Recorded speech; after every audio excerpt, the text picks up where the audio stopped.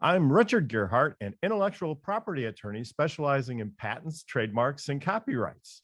And I'm Elizabeth Gearhart, not an attorney, but I do the marketing for Gearhart Law and I have my own startup. Welcome, everybody, to Passage to Profit, the road to entrepreneurship, where we talk with entrepreneurs, inventors, and the intellectual property that helps them flourish. Tonight, we have an outstanding lineup, so make sure you stay tuned.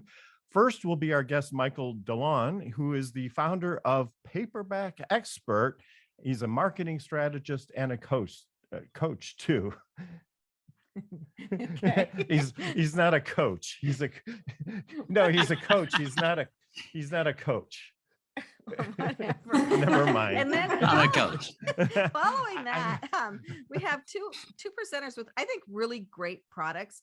Henry Lovejoy has Fresh A, which is a meal in a can that you can take anywhere with you, and it's high protein. So, they're delicious. I'm not going to say anything else. Let him talk about it.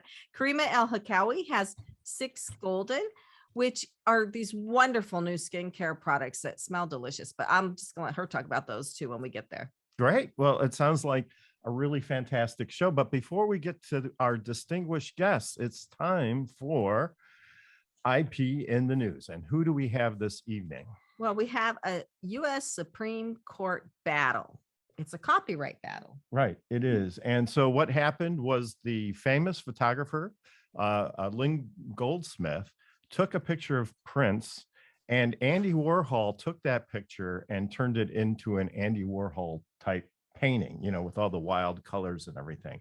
But he never got Lynn's permission. And so, of course, she is battling his estate in order to get money from the picture, since she was never compensated. And it's gone back and forth through the courts, and they felt like she should have, she feels like Prince's estate. So Prince was a singer who unfortunately passed at kind of a young age. Right. It's that Prince. It's not like some Prince in England or somewhere in Europe. It's the Prince. But she feels like the estate should have bought a license from her to use that photo to reproduce. And they're saying it's fair use, which is a very complicated. Yeah, I mean, it is complicated. The use has to be transformative. And so there's a lot of murkiness in that area of the copyright law. And I guess that's the reason why the Supreme Court decided to hear the case, because they don't decide to hear just every case. Or, maybe one of the justices really liked Prince. And so wants to, I don't know, get some celebrity out of it. Who knows? But anyway, we're awaiting this decision, and we'll find out if Andy Warhol's rendition of Prince, relying on Lynn Goldsmith's photograph, is transformative use. Well, I think it's important because she's never going to get another chance to photograph him. Well, that's true. So this is, you can't just say, well, you use that one, I'll go take a different one. But anyway, Richard's Roundtable. Yep. So I shouldn't put this in the form of a question. I should say it's time for Richard's Roundtable. And I'd like our guests to comment on what they just heard, or if you have a general intellectual property question, please let us know. So we'll start with Michael. Welcome to the show, Michael. So good to see you. Richard, thank you. What do you think about all of this? I think this is very murky water, of course, right? So you obviously have both sides of the table there. I've always taken the opinion, I guess, of you've got to take your work, you got to put it out there. And most people are going to take it and do something with it when you're really good, right?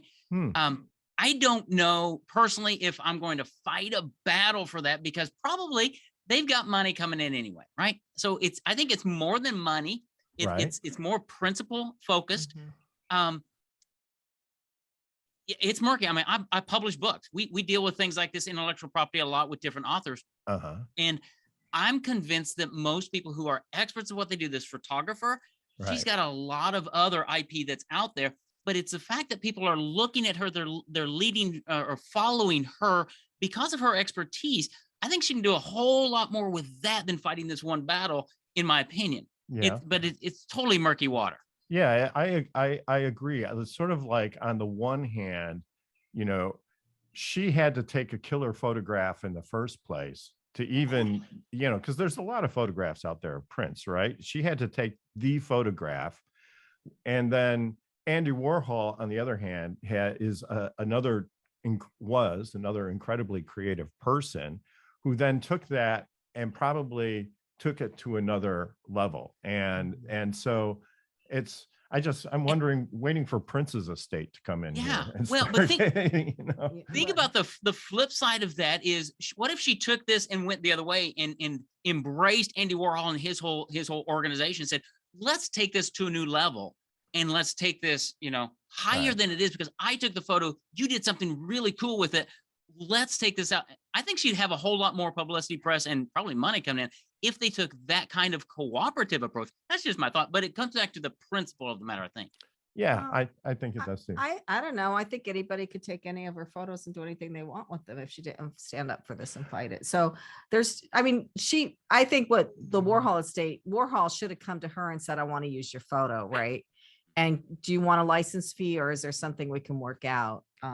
Yeah, I mean, that's if Andy Warhol had come to me and said, I want to do this, I would have said exactly what Elizabeth just said. Right. Sure. And they could have avoided this whole mess, Yeah. right? Because But don't you not need to get permission if it's transformative enough?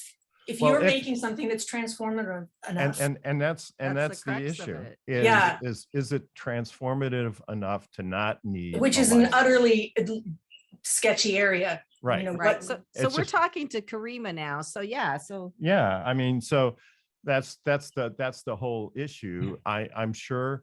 I mean, you're not an artist like Andy Warhol would have the resources and hopefully the sense to have legal counsel, because when you get to that point in your art, it's a business, right? Yeah. And so he would have probably asked his copyright attorney about this, because I mean, this was standard operating procedure in a lot of his art, right? Yeah. Take a Campbell's soup can and Yeah. do a painting of it. I mean, was he going back and getting permission from the Campbell's soup company? Highly Probably not. unlikely. He's probably told you what you're doing is transformative, and so we don't need to worry about that, right? Yeah. Yeah. And so Lynn Goldsmith is sort of challenging that fundamental presumption. In a way, she's challenging the fundamental presumption of his work, which is because almost all of it was based on, or a lot of it was based on Yeah. photographs or renditions. So, so who's next? Henry, what do you think? Well, I'm certainly no expert in this, but from my own humble opinion, it's not a photograph anymore. I haven't seen the artwork. I've been hearing in the news that this is happening in music now too. And I think the legal system's always trying to catch up with what's happening. Yeah. And I don't think this is anything that's ever going to go away. But from the perspective of simplification, it is not a photograph anymore, and it seems like it's pretty murky waters. Yeah, I just read an article about the metaverse this weekend, and they're saying in the metaverse, there's going to be crazy hard to be able to track copyright, and there's going to be such problems. So, I mean, this is kind of like the last old school problem Right. of copyright that we have in our real world, because now it's going to go to the metaverse yeah, where you just can't track it. right. Oh, I think you make a good point there, and Karima, and I do think the reason the Supreme Court took this case is because it's so fundamental, right? Right. Because and perhaps they see that this is an issue that really needs to get straightened out. If you have a video game and you take a picture of a landscape and then you transform that into code and use it as a background for a video game, was that transformative because it's no longer the same picture? And so what are the rules around this going to be? Right. Well, it's weird because we watch a show called Upload. I don't know if anybody's watched it, but they're at this place and it looks almost exactly like this resort in upstate New York. And it And really we're like, does. oh my gosh. But Yeah, anyways, Kenya hasn't had a uh, chance to chip in. Kenya. Every single everything is derivative from something else. So it's just how much Right. is how much has it been transformed in that ad campaign, in that TV show, in Right. that song? How long have they sampled that other song from that Right. song? right. Yeah. So Kenya gets a turn. Kenya. Yeah, I mean, as a creator, I feel like I'm team the photographer. It's her photo. I think anything that Andy Warhol paints is with an intent to sell it and make money. And they definitely should have just reached out to her and at least were courteous about the intent of use. I think what makes it gray is obviously the whole fair use thing, which I'm hoping Richard can touch a little bit more on that. Like, what makes something fair use versus something not fair use? Well, the traditional elements are, if you're doing parody, if you're criticizing, or if you're providing a commentary. So I doubt that they would argue. I doubt that they would argue, parody or criticism, but maybe commentary.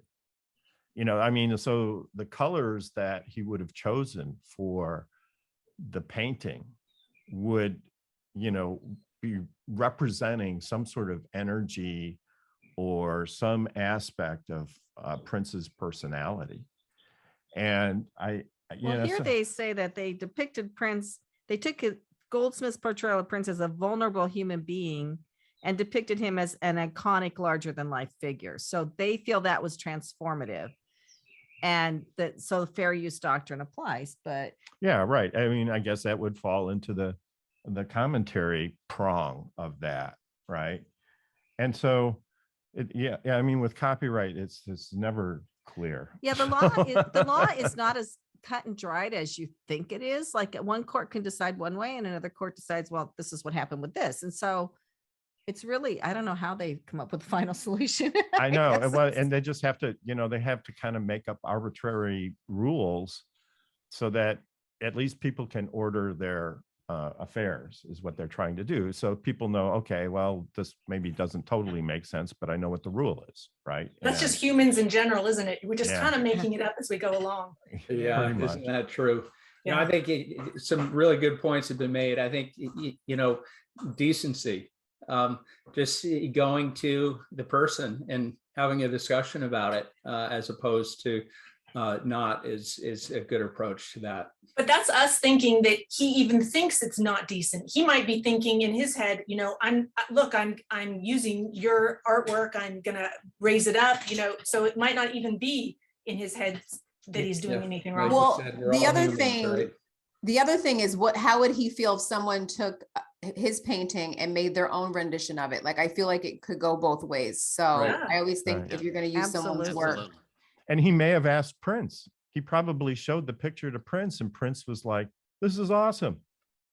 So maybe he thought he got permission, but But I guess from we'll the find- wrong person. I guess we'll Right. find out when the Supreme Court rules. So there's always that. There's always that. Okay, should we move on? I guess it is time to move on. And I guess the takeaway is that, if you are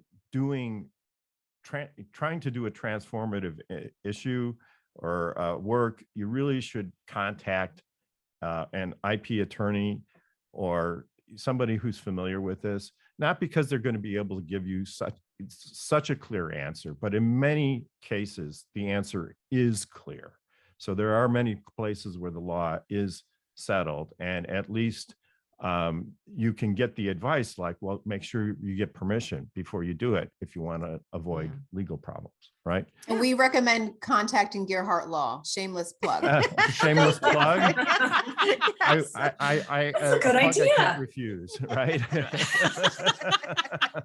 You've Way to done go, a plug Kenya. that I can't refuse. That's great. All right, so we're on to our first guest, Michael DeLon, and he's a founder of and Paperback expert, and also a strategy marketing coach. And so tell us, Michael, what do you do? And then we'll get a little bit into how you do it. So Sure. Hey, thanks, Richard. So yeah, my company's Paperback Expert.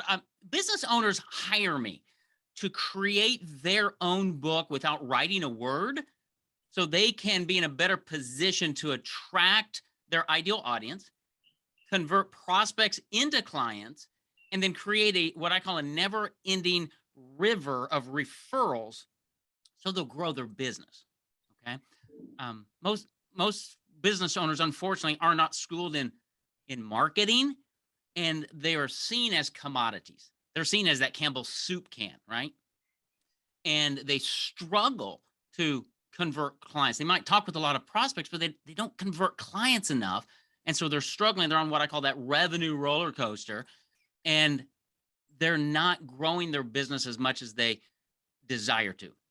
And so we help them take their expertise, put it in their own book, and then use that book to market their services. In a nutshell, that's what we get to do. That is phenomenal. You know what? Because I've talked to business owners and I said, yeah, I wrote a book, but it wasn't to make money from the book, right? It was Absolutely. so people know I'm an expert in my field. And if you talk to a lot of people, a lot of business owners who are really pushing the envelope, they all have books. Right? They do. Well, in our culture, experts have books. They really, I mean, they really do. Because I should write one. You should write a one. book. Well, you should write one too. On what? What How is- to train cats? Yeah, Just kidding.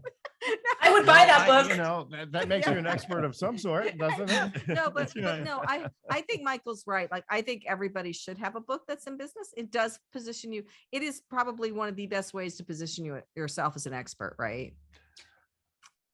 Well, Right. it absolutely is. If you're looking at me, yeah, I can tell you the whole story of how it changed my life years ago, but without question, because marketing happens in the mind of the audience. It's Mhm. how they think of you. And when you place your book in their hands, or they see it on the website, or they catch it on Amazon, they instantly change how they think of you, because you obviously have a lot to say because you wrote a book. Oh my goodness. So how long is a typical book, and how much what's a ballpark for what it would cost to get this done? Sure. Yeah. A typical book page length for us is about 125 to 150 pages. Mhm. So you don't want to write a brochure, and you Right. don't want to write War and Peace. You want to write something, it's going to take a couple hours to read so that you can have a long conversation with you. Okay. Mhm. Ballpark investment for our services are between $18,000 and $36,000. Just depends on what's right for the client. We spread that over a 12-month period of time, because it takes us about 7 months to get your book created from start to finish when you're on Amazon Kindle and everything else. Wow. That's a amazing process. So how do you extract the information from the business owner Yeah. to help create this this book? Richard, we have this proprietary machine that we hook up. No, I'm just kidding. With electrodes Extracts the and brain. you know what? If you had that, I'd be down for it. You know, Dude. sort of like, well, what is Obviously. it? You ever see the Matrix, right? When they put that thing in the back of the neck, that's it. Be scared. You'd get a whole lot more information than that. That's right. You would not want to know. Dreams and things like that. No. Yeah, total recall for Don't- sure. yeah, Yeah, don't put that right, in the you book. know? Okay. Yeah. So Yes. great so question. How do we get the information out of you? Our contention, Richard, is you have everything in your head and your heart to create your book. Our job is to get it out. So we have a staff of writers. You're going to get assigned to a writer who's going to work with you and have conversations either over the phone or over Zoom. And we're just going to ask you questions. Richard, I mean, why do people come to you? What are the struggles they're having? Because your book is less about you and more about your audience, Right. right? Because you're going to use it. Why do people come to you? What are the challenges of IP in a business setting, right? Things of that nature. You're just going to talk, just like we're doing right here. We record everything. So we're going to first build an outline for your book. Okay. And then once the outline's created and the flow is right, then we're going to come say, okay, chapter 1, Richard, tell us your story. How did you get to being who you are? Right. That's when we're going to shut up and you're going to start talking, just like you are now, right? And we're going to record it all. And then the writer, when this is all finished, our process is called the speak to write process. You're speaking the content of your book, but our writer is going to take your words and massage it into the manuscript. Right. Okay, we do everything from start to finish on your book, Richard, except the content. because I'm not the expert in intellectual property. You are. This is your book. We're just Right. here to assist you and do all the hard work so you can So- get your book created. It If you sounds like so make easy. jokes, if you make Sounds jokes great. while you're doing this, do the jokes get into the book? If you'd like them to, yes, because what we want to do is capture you and your personality. How awkward would it be if I read your book and it came across very stilted, but I met with you and I realized, oh, Richard's really a cool guy. He's got a sense of humor. I want that in the book, Richard, because the book is just an extension of you. Right. And so, yeah, if you're a jokey kind of guy, I definitely want that in the book. And that's part of why we do the speak to write process, because we So- capture a lot of that. So if I'm borrowing jokes from other entertainers, am I creating a copyright issue? Yeah, we'll have to have an attorney look at that. Yeah. I just actually have a kidding. great picture of Prince that I would like to put in a book somewhere. So I want Absolutely. to ask Kenya to chip in here. Kenya, do you have a question or comment? I do. Michael, what are some must-haves for the manuscript that people should have? Yeah, one of the must-haves is a number one, a compelling story of how you got to the table, right? I want to know who you are. But the other must-have is stories of how you've helped people, because your audience is they're less interested, Richard, and sorry to hear that. They're less interested in the law and the code. They really course. don't care. What they Yes. want to know is how you've helped people navigate what's going on in their life. That's what's going to bond them to you. So, Kendra, stories.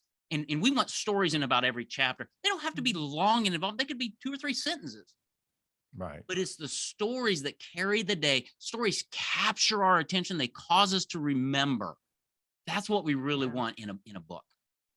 I have to agree. I'm reading this book that's been on the nonfiction bestseller list for a long time. The Body Keeps the Score. This is an Yes. oh my God, that is an intense book, but is. it's all full of stories. Yes. Right? Oh, without question. I just got done with the operating room lady. I'm reading it right now. Are you? I Um, am too. And it's, you'd think it'd be strictly this clinical book by a psychiatrist about, body, mind, but it's all stories almost, right? It is. Yeah. And Yeah. I remember the stories and it helps me remember the point they're trying to make, right? As much as I Yeah. can understand that book. But yeah, it's stories. That's what compel us to take action. Right. And for a book to stay that long on the bestseller list as nonfiction is, I'm like, okay, this has been on here forever. Yeah. Yeah. I'm gonna Well, have to read this. they hit a nerve though. You know why that book is there? Because there's a lot of people who deal with trauma Mhm. and they're addressing that need. Just like when Richard publishes his book, his book's going to be there for a long time because there are a lot of people with IP issues and that's not going away. Yeah, that might be his Father's Day present. More work for Richard. All right. Well, right. If we're doing one on me, we're going to do one on you too. I think we should do one together on Passage, how we got to be radio show co-hosts, because nobody would ever believe it. No, I think that's, so yes. So I see you have a 4-step process. You actually promote the book. Do you have to do a hard copy book? Could this all be electronic, or do you suggest hard copy? We publish in both. So I always suggest paperback, right? I'm paperback expert. And the reason for it, let me ask you a question, all of you, and you don't have to answer. How many ebooks do you have on your computer somewhere or on your Kindle somewhere, right? A lot. More than When I I- could when I- count. Yeah. Yeah. When I hand you a copy of my book, physical, Mhm. okay, something happens. A book, it is sacrilegious in our culture to throw a book away. Right. That's true. Well, we went on vacation too, and I was afraid I wasn't going to get to charge my Kindle as much. So I took books with me, and paperbacks are much easier to lug around than hardback. They are, and they're less expensive to mail. So we teach our clients, you're not going to get rich, Richard. Richard, Oh. you're not going to get rich selling Darn. your book on Amazon. I was hoping that I would, but Now, you know where you're going to build wealth, though, Richard, is gaining clients who see you as the IP attorney they want to work with because you wrote the book on it. So you want to give your book away to prospects, to clients, to centers of influence. You want to be the resource they think of when they think IP. That's Right, how you're of going to course. generate revenue with your book. yeah, no, that makes perfect sense. Do you think, is it your experience that a lot of people who receive these books actually read them, or is it just the act of having one, having one that makes the difference? Yeah, both but what we do find is when the prospect is really interested, they're going to read it. We have story after story of somebody getting a book from a financial advisor, let's say. They read the book, it answers the questions in their mind, they set an appointment, they walk into the office with book in hand, dog-eared, highlighted. Richard, I have 4 questions. Page 3, page 28. Because they're super interested. If you're going to buy your wife for Mother's Day or her birthday, let's say, a new car, you're going to do some research on lots of cars. And then when you find the 1 or 2 that you really want, you're going to do more and more and more research. And that's how it is with your book. I may initially get it and scan through it, but the fact that you have a book puts you in a different category in my mind. Then I'm going to read it. And then I'm going to say, oh, I'm going to take the next step toward Richard. Right? Marketing is a step-by-step process. Too many times we want to go from first impression to close the sale right now. And it just doesn't work that way most of the time. There's always people in the market today, but there's probably about 95% of the market who are in the market someday. How are you staying in front of them? That's the question. That's what we help business owners do. Well, that's great. So is the book like, is the author the person that, let me put it this way. When you display the authorship of the book, how do you display it? Do you display it as co-written with another author, or is it just strictly by the person that it's all about? It's totally your book. So when you publish your book, it's going to have Richard Gearhart on the top, right? If you publish it with your wife, if you and your wife both write it, you're both going to be there. But you never see our name on the book, except as the publishing indicia on the back. Okay.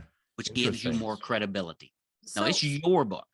Here's another. So we have an assistant who helps us with this show, because otherwise it would be impossible for us to get everything together. But she always gives us some information on the speakers, right? So she has here that you help people clarify their brand strategy and set up their profitable podcast. So you also help people with podcasts? I do, as part of their book. So everything we do is around credibility marketing. Okay? Why create a book? Well, it adds credibility to who you are. So what we do is we first do brand strategy. When Richard first comes to us, we're going to work with him on brand strategy. Are you trying to sell me on a book? I just want to. It's Father's Day, Richard. It's your Father's Day gift. We've already discussed this. It's done. It's already a done deal. So we're going to get the theme of the book and the message of the book that's unique to Richard. Then we're going to create his book. We're going to make him an Amazon best-selling author, because that's great credibility. Okay, I've got a way to do that, guaranteed. Then we're going to create a podcast for Richard and interview him on every chapter of his book. We're going to syndicate that to all the podcast channels so that his prospects can listen to him, as well as read his book, as well as watch the videos before they ever have a meeting with Richard. So then in that first meeting, it's not a sales call. It's a, Richard, I love what you do. I really like it. I've got some questions. Can you work with me? Can you help me figure this out? That's how you gain clients. You precondition people to hire you before you ever meet with them, through a variety of media that position you as the expert. Wow. Kenya, what are your thoughts here? Wow. Well, I have a couple things I wanted to add. So I love the multi-touch point, in the marketing, because I feel like that's super important. I was wondering if you could help us debunk the New York Times best-selling list, though, because I was told or heard that you could buy your way onto the list. Is that true from a publishing standpoint? I cannot speak to New York Times, because Okay. I don't help people there. We help people with Amazon. Okay. So I can speak to Amazon, but I'm not sure about New York Times. I'm sure, Kenny, you can buy yourself onto any list that you want. Yeah, Right. Unfortunately. Yeah. I used to believe those, like top New Jersey So doctors. did I. I was like, wait a minute, they paid for this. Well, no, you can, but you legitimately have to sell an X amount of copies, whether you purchase them yourself or people actually purchase them, but it has to be from a diverse group of people. Right. So you can't resell to your same followers. Like there's a formula to that. So does it work on the same way on the Amazon side or the? Yeah. Amazon's really picky. For instance, I cannot, when Richard's book goes to become an Amazon bestseller and I buy a copy of it, it doesn't count. Amazon knows I'm the publisher because they keep track of who I am on my email accounts and all that. Right. And so, yeah, Amazon keeps track of all of that. And they have a logarithm. They have 6 different things that they look at to drive a book up the rankings. Some of it's sales, some of it's reviews, some of it's, traffic to the page. We just figured out all 6 of them. We don't know which 1 or 2 they're looking at on that day on their logarithm. So we just dominate all of them with press releases across the nation and social media releases. We've got about 10,000 people in our network that we push it out to and say, Kenya, would you help us make Richard an Amazon bestselling author today by buying a copy of his book? You don't just create the book, you actually help make it a bestseller, which is, that's amazing. Yeah, right. yeah. So, because again, thank you for that. Yeah. But it's more about than just have. I talk to business owners every week who've self-published their books. Richard never do that. Because no, they come to me and they say, I've got my book. What do I do with it? They're not marketers. And so we've put together a program that helps you establish your credibility in the eyes of your audience and market that credibility so that you'll gain clients, get referrals, and grow your revenue long-term. so This is not a flash in the pan thing. This is a long-term investment. right. So Michael, what is the typical price point for these books then? Because I think that's an important factor, right? A price point for the consumer or for the business owner? Who's For the writing it? consumer. So if I'm going to buy the book about Richard, the paperback book, what is it going to cost? Yeah, we recommend to our clients that the client always controls that because it's their book. We recommend $17.95 for a paper book, for a paperback on Amazon. Okay. Hardcover is about $25. And the reason we do that, okay, how about this on your website, or maybe on your email signature, Richard, right? Author of #1 Amazon best-selling book and your title, buy it on Amazon for $17.95 or click here to let me give you a free copy. Then they go to your website and they opt in for a free copy of your book. I've got a whole process around this because now what you've done, Richard, is you've captured their name and email. You'll probably get their mailing address. That information is super valuable. If they buy it on Amazon, Richard, you get a few dollars. Who cares? Right. I'm about building relationships with people who I can help. I want you on my list so I can email to you. I can invite you to my presentations. I can help you take that next step to solve the problem. So you would give the book away for free on the website? Every day. That's so interesting. So, well, let me just ask a question. So, I mean, I think that this is really smart and it really takes advantage of a lot of the social media marketing tools. And but I just wonder, like, did F. Scott Fitzgerald, famous author, Yeah, but a his was Hemingway, fiction. what just let me Okay. finish the question. I mean, did they publishing use like the same tools to make them famous when they were writing their books? Because I always thought it was really the quality of the writing and the storytelling. And so what I sort of naively put them in this category of great, artists. And so I just wonder did if they this has market back always then? been the book publishing business, but just using different things. Can you answer that question, or I can speak into it. I mean, there's always the side of the traditional publishing companies, right? The big dogs. And they will pay you a fee to write a book, and then they're going to market it out to the masses, kind of like the book we're reading, right? That was done by a traditional publisher. And a lot of times those people are writers or they're speakers, and they have somebody in the background writing the book. Okay. Great. Simon Sinek is a great example, right? All the books that he has out there, somebody else is helping him publish it. Somebody's making a lot of money on his thing. That's not my market. My market is an artist who's an intellectual property attorney, right? Or a financial advisor. They're brilliant at what they do, and they're dealing with a topic that is complex and that their audience really can't solve on their own. They need your help. And so what we do is we bring the expert writers to the table. We get your content. We write a book that you can put in the hand of somebody. I mean, Richard, you probably have a website. You probably have brochures that you give to people. You probably do other things, right? Why don't you give them a book that they can read, spend some time with you, and get to bond with you to say, I need to have a conversation with this guy because I think he's really brilliant. I think he might be able to help me. I think this is a good idea. So we do have some promotion that we do through social media, especially for Sure. this show. So would that work hand in hand with the promotion you do? So we would be promoting on our sites while you promote on your sites. Right. Well, what we do is we set you up with everything. So if you've got a social media person doing all your social media, Right. we give them the assets of the book, help them understand our strategies that are implemented that you implement, right? Let's say the website strategy, so that when they're doing Facebook ads, it's not about IP law. It's about get a copy of my new Amazon best-selling book that will explain to you the complexities of IP law in a simple and understandable way. So then do you have your own list you send this out to? Because people that we send out things out to on our list already know. So we would want to we would want to find a new list to send this out to, or new potential clients. So let me ask you the question of all the people on your list, how many people have never done business with you? How many of those people have opted in at some light, but they haven't hired you yet? It's what I Right. call the dormant database. And the number one myth in business is I need more leads. Well, we all need leads, but what are you doing in that database to resurrect and breathe life into that database? How about offering them a copy of Richard's new book? There are so many people in that list. How about referrals? Richard, do you like referrals?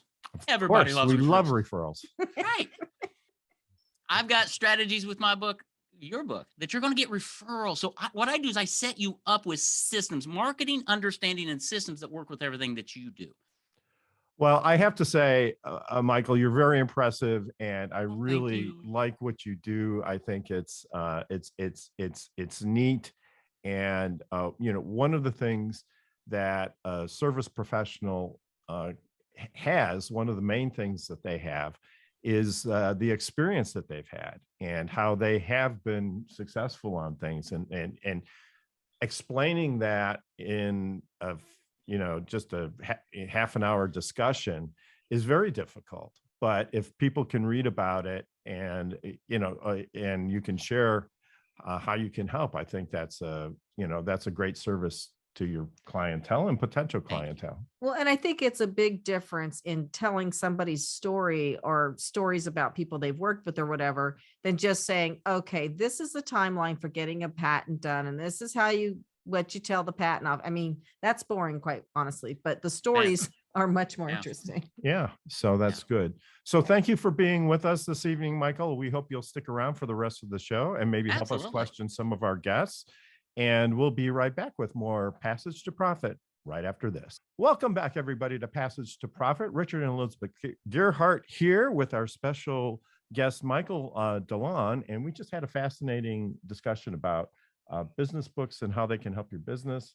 And it sounds like a really great idea. Well, I think he told us some of the secrets that people are using right now that the general public probably doesn't know about, or general business owner public. And so he gave away some secrets that I think are pretty useful. Absolutely. So, and if you haven't had a chance to catch his interview because you're just tuning in now, please go to our podcast. You can get it anywhere podcasts are.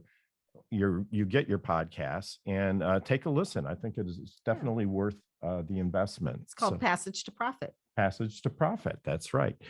So it's now time for Power Move. Kenya, you're with us, right?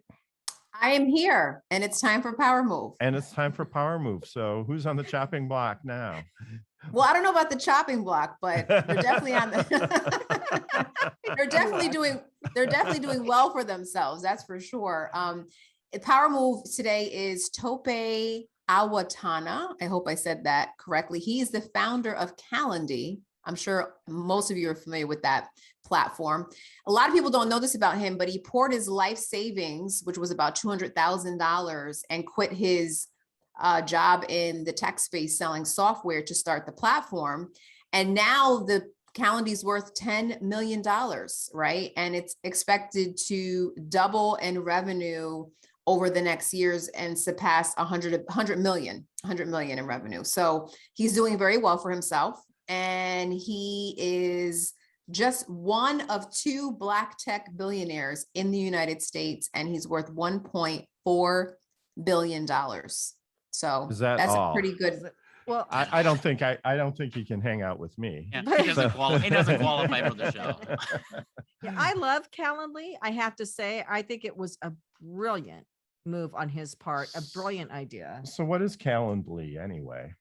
You schedule your appointments, right? So you can send someone a link to schedule time to connect with you. So it's kind of like, I don't want to say a virtual assistant, but it's definitely a virtual calendar that you can use to keep yourself on track. I want to make a correction though, because I read this incorrectly. So Calendly has 10 million users and revenue last year for them was $100 million. So I just wanted to make sure that I read that correctly. My handwriting's horrible. But what makes it so powerful, I think, is that you can hook it up to your Zoom account. You can hook it up to a phone number. So it'll send if the person schedules a meeting, they'll get a Zoom invite if you want to do it through Zoom, or they'll get your phone number with an invite if you want to do a phone call. Yeah. I mean, I like Calendly, but it also seems like it's a little impersonal. And so I just kind of wonder, I mean, we haven't been using it. Some people in our firm use it, but I haven't been using it because I just think it's especially when you're meeting somebody for the first time, you want to give them a kind of a virtual hug. So right? Michael wants to. So can I say 2 things? One, Calendly is great because it avoids that tag, that email tag. When are you available? I don't know when I'm here. Just book a time, right? Number 2. So Richard, here's how we do it. Here's how we teach our clients. When somebody books a call with you, Calendly sends out an automated email saying, hey, Michael, the call is Tuesday at 4 p.m., right? Right. Mm-hmm. But you can modify that and add some other text in and say, hey, before our meeting, click this link and watch a 5-minute video about who I am and what this call's all about. And then they're going and getting that warm virtual hug because you created a simple video that's maybe on your website and you're using Calendly technology to precondition prospects, right? That's how you use it. Okay. Well, that sounds like a very smart way to approach it.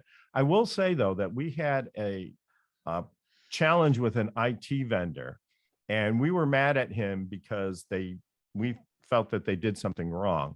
And the guy who was addressing the issue would send me, like, instead of like calling me and talking to me about it, he just, because it was a difficult question, he would just send me like these videos of him explaining why they were right and we were wrong. And there was like no. And I was just like, this guy is doing everything he can to avoid talking to me about this problem, right? Well, that's not a Calendly thing. It That's kinda a talks character about issue. what I'm saying. Yeah, So anyway, so that's great. So yeah, Calendly is great, and we're glad to hear he's so successful. Obviously, it filled a need, and it is more efficient, that's for sure. So, and so, what about Fireside? Well, for those of you who don't know, Fireside is an online directory of small businesses, and it's a video directory. And I've been working on it for a while. I kind of got stuck because I need to do a new website because the website I had, I just bought a pre-established theme that didn't really fit what I wanted to do. So I'm working on the website now with a website developer, designer. I didn't really need the design as much as I needed the back end development. So that's where I am. I'm working on getting the new website. I'm not really doing as many interviews. I interviewed people all through COVID for this site. And I'm still doing some interviews with people, but I really, before I move forward strongly with interviews again, or getting their other videos they have, I want to get the site done. And let me tell you, if you want an interview, you need Elizabeth to be the interviewer because she is awesome. No, I learned how to do it from doing the show. Right. Well, Right? that's why So you're awesome. I we've mean, been most people are not as good at interviewing as you are. Why, thank you. I Yes. appreciate that. Yeah, that's So true. that's where I am. So I am really excited to introduce Henry Lovejoy with Freshe, Freshe, a meal in a can. These are awesome. They taste good and they go everywhere. Welcome, Henry. Tell us all about it. Oh, thanks, guys. It's great to be here. Yeah, Fresh A Meals is pretty cool. You know, we all love going to a nice restaurant, having a gourmet meal designed by a celebrity chef with complex global flavors, really high quality ingredients. That's what we've done. You know, we all grew up with, you know, quite honestly, lousy canned food in the United States over the last 50 years. Most of the poor quality food ended up in a tin. So we were in Portugal. That's where we make these meals, in an unbelievable cannery over there. And what they're doing is absolutely incredible. Our Fresh A meals they have tuna and salmon as a base. Our corporate mission is environmental sustainability. We actually started in 1999 as EcoFish. Fresh A is one of our brands. And we're the first and still the only seafood company that's 100% certified sustainable. So when you have these Fresh A meals, you know that the high quality seafood that's in the tin, the salmon or the tuna, is certified sustainable. All the vegetables are non-GMO. The tins are BPA free. And what is so amazing about a tin, and this is really our biggest challenge as we launched the brand, and we knew it going into it, and it's a challenge we welcome, is that perception of canned food in the United States. The cool thing that's going on is that in Europe, tin fish, as it's known, has been of supreme quality for 150 years. And US consumers are discovering the quality of tin fish as they go to Portugal, they go to Spain. You can pay upwards of $15, $20 for one tin of fish, but what you're eating is really high quality. Our meals retail for between $3.99 and $4.99. And they're all designed by a celebrity chef that we work with. And they're numerous different global flavor profiles. The cool thing about the tin, in my opinion, is it's the world's best way to preserve food. We're in a culture today where a lot of the food that we buy that needs to be preserved has been preserved with chemicals. And that's just completely unnecessary. The tin itself is the preservative. Our meals have a 4-year shelf life. The quality of the product going in is the quality of product you would see at a high-end restaurant. So this really solves a need for consumers in the United States. All the data shows that people want to eat healthier. The problem is we're all really busy. We're away from home a lot, and we need meals that we can have on the run, on the go. So an easy open tin with a really high quality Mediterranean diet, super healthy meal you can open anywhere. You know, I'm a big skier. I actually eat these on the chairlift on my way up before my next run. We've got people who, you know, eat them at their desk at work and love it. They say, you know, I used to eat tuna for the health benefits, but it stunk up the office. Well, there's no fishy smell to these recipes. They smell like you're walking into a wonderful restaurant. So you can eat them anywhere. They're super healthy, super portable and delicious. We're in 2,700 stores across the US. We launched Fresh A few years ago. We're still growing really quickly, and we're available online as well. Well, I think you sent us a bunch of these, and we gave some to our friends, and like our one friend who we discussed as a pescatarian, like she's like, I want them all. I want to try. so I really like the you may have to help me pronounce this, Provence niçoise or niçoise. It's absolutely perfect. Yeah, a classic French salad. Wild tuna, fire roasted peppers, zesty herbs, potatoes, and olives, and it was like 200 some calories, right? Yeah. Yeah, and so this is a salad topper, but this would also be good on top of pasta. I mean, you could just even eat it on a piece of toast if you hate salad, but I don't really like salad dressing, so to kind of mix this in with the lettuce, it was really good. Oh, that's awesome. Thank you very much. We're getting so much feedback from consumers. My wife and co-founder, Lisa, we both designed these to eat straight out of the tin. But they have so many other uses. You know, if you're grabbing some salad greens, people are dumping them on top of salads. As you said, you can use them with bread, you can put them over rice, but the recipes are really universal. everybody wants to eat well, but they don't have a whole lot of time. So whether you literally need to eat it in your car between meetings, or you're going home late after a long day at work and you just don't want to spend an hour and a half creating that, really delicious, complex recipe, they're pretty instantaneous. It's a heck of a lot of fun. We've really enjoyed the journey and feel like it takes a really old, stale food category and really jazzes it up with some innovation that, I don't think the canned food industry has seen in 50 years. Right. Well, and Oh, here's awesome. another one. Can I just say this one and then you can say Moroccan tangine, salmon, crunchy chickpeas, roasted onions and zucchini, quinoa, olives, lemon, carrots, and fennel. I personally am not going to go out and buy all that stuff and try to make Yeah. this. This is awesome. So That's my personal favorite. Yeah, the 2 salmon recipes we just launched last September, and they're Norwegian salmon, certified sustainable from the Aquaculture Stewardship Council. So, environmentally sustainable, super clean. And those, it's interesting because in Portugal, salmon isn't really a very common species of fish they eat in that culture. So it took us a year and a half to get them to work with fish, with salmon for us. And that salmon works so well in these recipes. It just becomes so buttery and delicious. So yeah, it's fun. And the Moroccan tagine is my favorite. So Michael, I wanted to ask you, are you also thinking about a book for Henry here? And what questions do you have about his product? Yeah, we've already got the title created. It's no big deal. I love this, Henry. Thanks for being here. I just went to your website and poked around, and it's like, how brilliant! Because all right, so we live in suburbia, Little Rock, Arkansas, right? We're a homeschooling family. We have a very calm, quiet lifestyle. We're not involved in sports and things, but in the evening, I look around in my neighborhood and I see all my neighbors with all their kids going because they got to go to basketball and cheerleading and piano and all the. And you said for the families on the run because they're eating at the old fast food restaurants, right? Whereas they could take fresh meals on the road and have better nutrition, faster meals.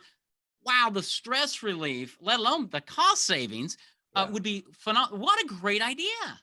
Yeah, thanks. And you think you're right. We all end up at fast food restaurants traditionally, and there's some better options out there now that are quick. But yeah, hockey moms. We have so many hockey moms, which is right up what you're talking about. Yep. They reach out to us, and they're literally eating these while they're watching the hockey game, and they're quick, easy, delicious, healthy. It's fun. I think it's a great idea.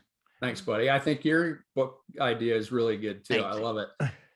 So as part of this mutual backslapping society, can we get Kenya's opinion? Well, I mean, I think about everything that's going on right now and even conversations about food shortages and how we may have to pivot into something different, right? And what does food look like in the future? I think you're way ahead of your time. I love that it's, it stays good for 4 years, you said, right? So I can see families stocking up on this, keeping it in the pantry and just feeling good that there's an alternative. God forbid, I don't even want to speak it into existence, but. Yeah, right. Yeah, without a doubt. It actually, it probably benefited us launching into COVID because people were stocking their pantries, and it drove discovery that it may not have otherwise. People were going to the canned fish aisle, which is where you find fresh egg, and stocking up. They were thinking canned tuna, but then they're like, oh wow, what's this innovative new item? And we've really had a lot of fun. As you've said, Kenya, there's a lot of problems in the world today, whether it's wars or wildfire or COVID. And this item is absolutely perfect for people on the front lines. And it's been so great for us to be able to ship out food to those people fighting the wildfires, to the first responders. It's perfect for that kind of thing. So it's funny. We're taking some really old technology. You know, the first, this is kind of fun. The sardine tin came from Napoleon needing to feed his armies. You know, he has his elephants, he's marching across the world, had a hard time feeding them. They're sitting on a huge sardine resource in the Mediterranean. And he put the challenge out and said, anybody who can find a way to preserve our sardines so we can feed them to our troops when they're thousands of miles away from home. And that's where the innovation technology came from way back then. And it's been updated substantially. It's much better than it used to be, but it's kind of cool knowing that the history of where it comes from and the fact that we don't need to put chemicals in our food. We don't need to freeze our food necessarily, which changes food when you freeze it. You just take great quality and put it in a tin. Yeah, That's awesome. I'm still trying to sort of work through it in my head. Would I prefer to eat, you know, food out of a tin can or a plastic container? Right. And I'm so used to eating it out of a plastic container. Yeah, right. Absolutely. But it does sound like, you know, if you're logical about it, it does sound like the tin is actually better because no preservatives and longer as a shelf life. chemist, you know that a tin is not going to leach chemicals into your food like plastic will. Yeah, Right. no BPAs. Will it leach something else? Is there like a coating on the inside of the tin? Well, that's possible. Yeah, it's 100% aluminum. And so aluminum is the most recyclable product on earth.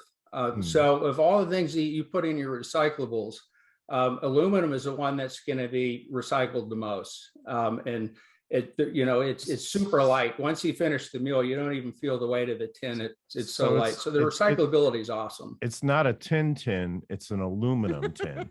It's an aluminum tin. Well, exactly. So why don't you call it an aluminum? Guess nobody. But to Richard's point, he does make a good point.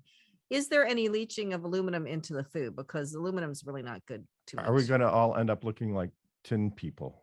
Tin Yeah, men? no, there is a lining. All tins, cans that are used for food do have a lining.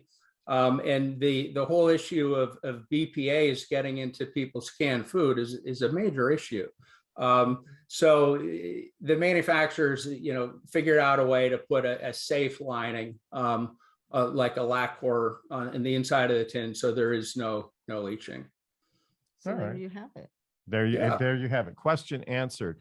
Well, Henry, it's just been great having you on the show, and I this is a delicious alternative. So the website, what is your website?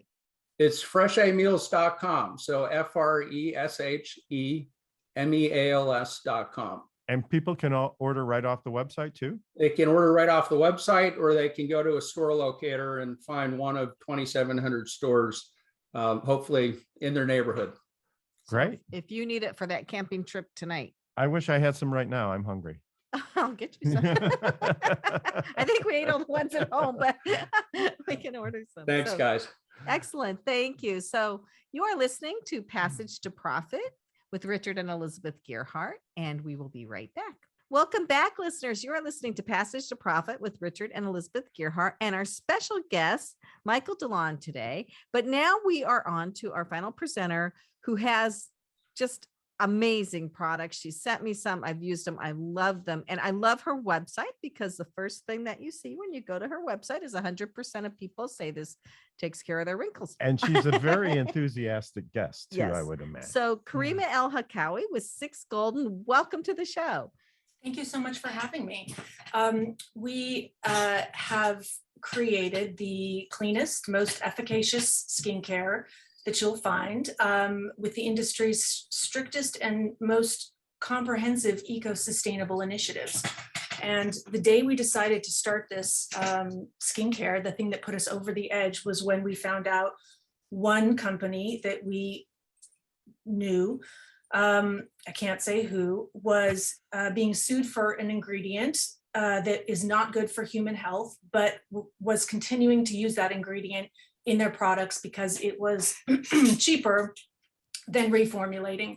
And that just absolutely put us over the edge, because my 2 partners and I have been in the industry for 20 plus years, and we've just seen it all. And the US has no safety laws. The reason we started this was the US has no ingredient safety laws. It's like the Wild West. You can create whatever you want and gloss over it with a beautiful marketing campaign. So you think you're getting something when you're really not. So we have formulated to the EU standards of clean, which is over 2,500 ingredients banned. And then on the other side of ingredients is packaging. The beauty industry is just a mass of waste. It creates 120 billion units every year of packaging. And everyone knows this stat, but 8 million tons of plastic goes into the ocean every year. And by 2050, there'll be more plastic in the ocean than fish. So it's just not acceptable anymore. And every company we worked for put profit over purpose. And we believe that purpose and profit can go hand in hand. So we created the ultimate no compromise skincare. Wow, that's amazing. I mean, first of all, I'm amazed that there are so many ingredients that you can put on your skin that could be toxic or harmful. 100%. There's no one looking at these ingredients. So most of the time in the US, people formulate their own, formulate cheap, fast, and easy.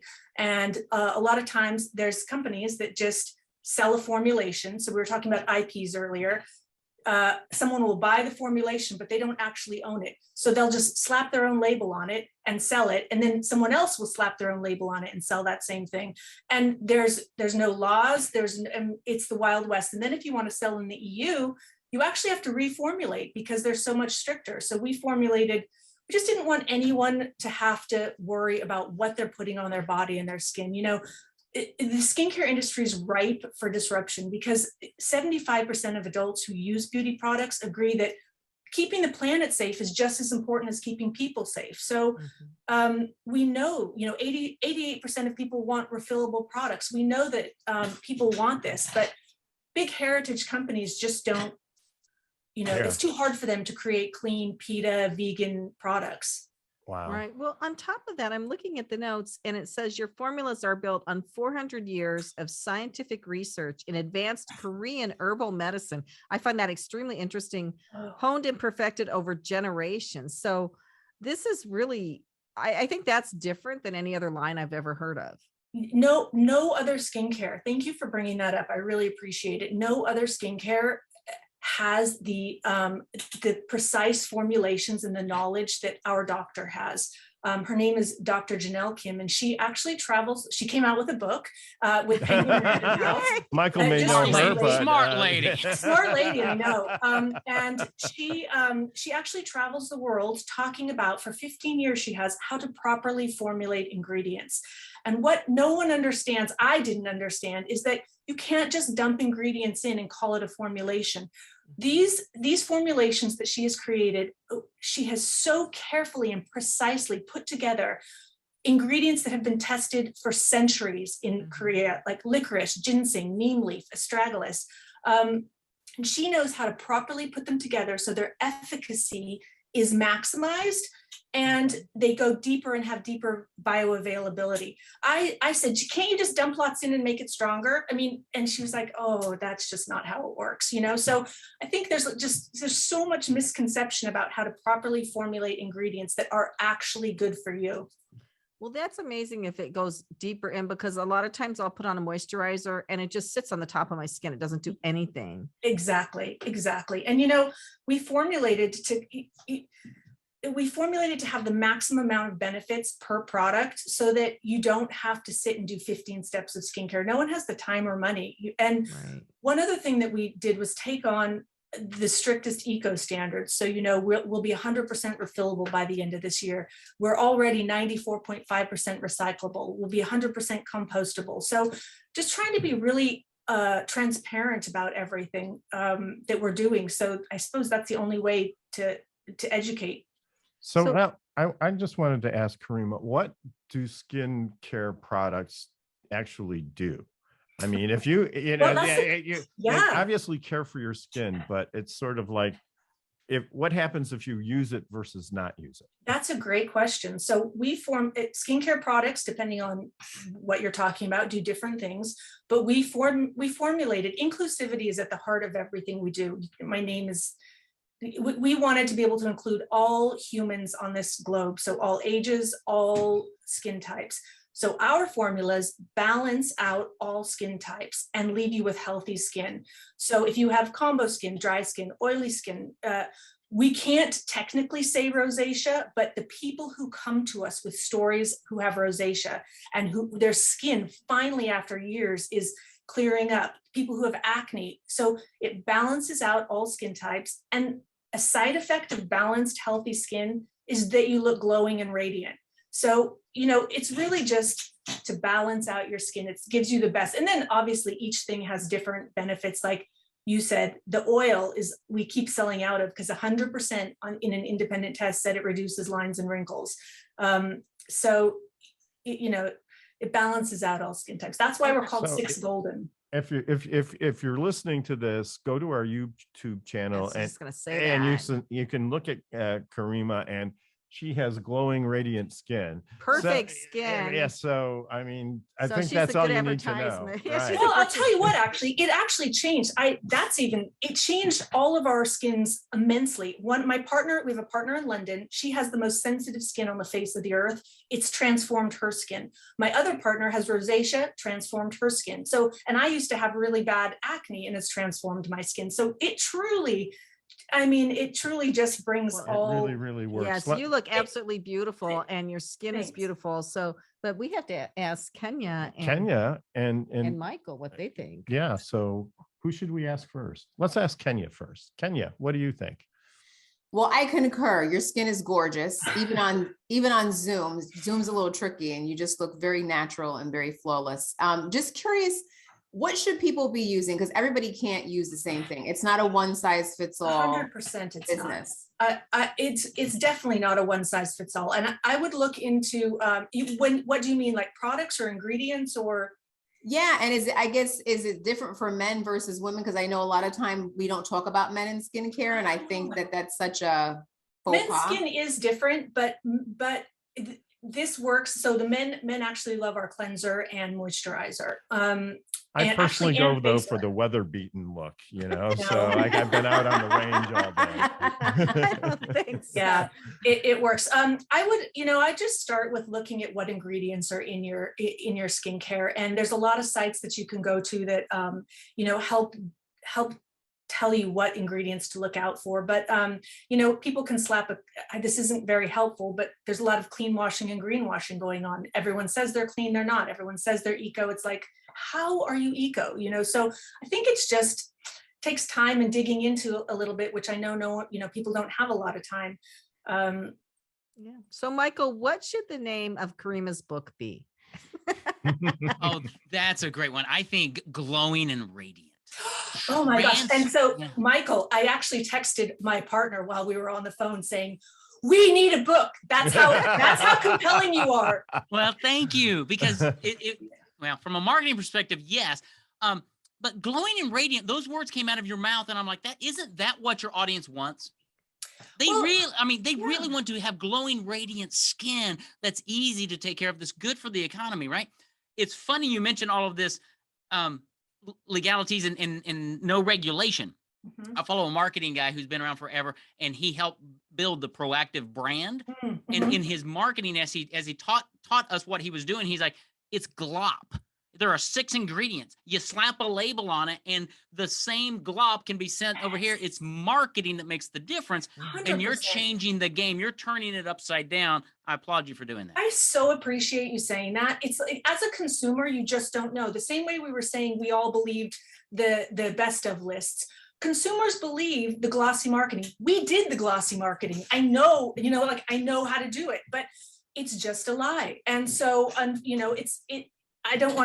will never badmouth anyone, but got to dig into those ingredients. And, one thing that we did differently is every single person that formulates something, it makes anything on earth, they go to who they're working with and they say, this is our price point. We did not do that. We went and we said, we need you to create the very best formulas that you possibly can. And that was our brief, which is unheard of. So when we actually have a responsible party in the EU who has to go through all the formulas legally, they said, we have never seen formulas packed with this many things because we didn't give a price point.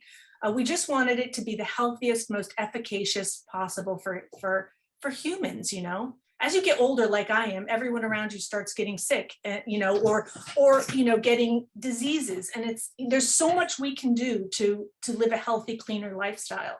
Well, I would say that this show has been about health and sustainability, and wow, that's amazing. Unfortunately, we have to end. I do love your products, and I'm going to keep using them, and I want skin like yours. So anyway, but what is your website where people can find this? It's Gldn, so it's SIXGLDN.com.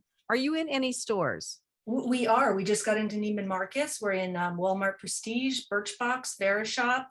We started selling in Asia. Thank you for asking. Okay, excellent. Well, this has been Karima El-Hakkaoui with Gldn, and you are listening to Passage to Profit. Don't go away yet because we're going to recap the show. So if you missed a website, you'll hear it here. If you did miss the show and you're just tuning in, then you can catch it on our podcast, which will be out tomorrow. But next time, pay attention to the time and tune in when the show starts. Yes, we'll be right back. And welcome back to Passage to Profit. I thought we just had the most amazing show tonight. I really enjoyed myself and learning all these different things from our presenters. Well, we had marketing secrets, and then we had two amazing products, like new products. Like we always talk about being about innovation, very innovative people here. Absolutely. So our guest was Michael DeLon, and he helps you write the book that brings you clients, basically. Write the book of your life. And it's called paperbackexpert.com. And one thing he says is you can write a book without ever having to type anything in at all. he just talked. He's got like a little magic thing going on there or something. We didn't tell us a secret, but we'll find magic. out. We'll find out. And then we had Henry Lovejoy with Freshe, which are meals in a tin, well, aluminum tin. Gourmet meals. But they're really good. They're fish mixed with other ingredients and spices. They're delicious. Or on the go. You wouldn't put French fries in those. He tins. puts potatoes in them. Yeah. Oh yeah, he does. Okay. But he wants the high quality food. Well, potatoes are high quality. Potatoes are one of the French best fries foods. are not right. healthy. But potatoes are one of the best foods on the face of the earth in my mind. Anyway, but I am half Irish, so but it's FRESHE Freshe meals.com. And it has sort of a French flair. Well, some of the the name is very French, and some of the flavors are French, but he has all sorts of flavors. Yeah. These are amazing. And then we just heard from Karima El-Hakkaoui with Gldn, SIXGLDN. Seriously, cutting edge, innovative, future skincare products for glowing skin. For glowing skin, who doesn't want that? For all types of skin that have been researched with ingredients that have been researched for over 400 years. So I find that unusual and amazing. And so that was, and did I say her website? SIXGLDN.com. So please go to everybody's websites. Buy all their stuff.